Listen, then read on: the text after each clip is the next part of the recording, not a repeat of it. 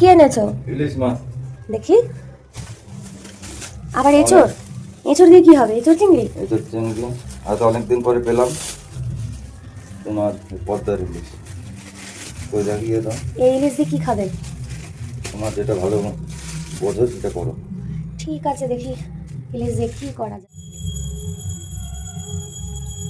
বন্ধুরা, আজকে অনেকদিন পরে বাজারে পদ্মার ইলিশ পেলো আমার ছেলে, নিয়ে এসছে। হ্যাঁ, দেখতে থাকুন কিভাবে রান্না করব। অন্যরকম ভাবে রান্না করব, আপনারা দেখতে থাকুন। প্রস্তুত দিয়ে দিলাম।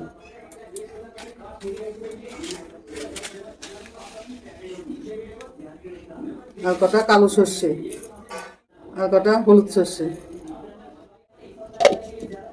একটু হলুদ দিয়ে দিলাম, লবণ দিলাম একটু। এবার মশলাটা দিয়ে দিচ্ছি।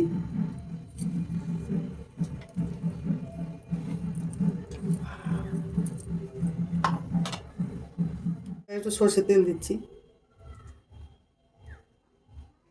এবার এটা মাখিয়ে নিচ্ছি।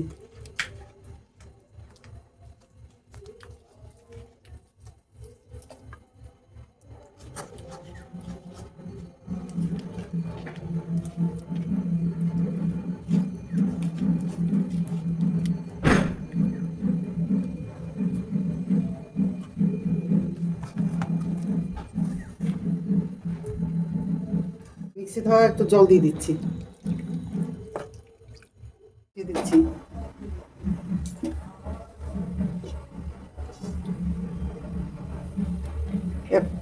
এবার ঢেকে দিলাম। এবার ঢাকনাটা খুললাম, দেখছি কিছু।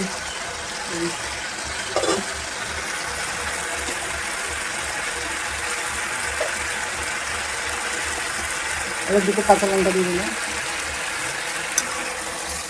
এবার আমার ইলিশ মাছের ঝোল রেডি। এই রেসিপিটা কেমন লাগলো তোমরা জানাবে অবশ্যই।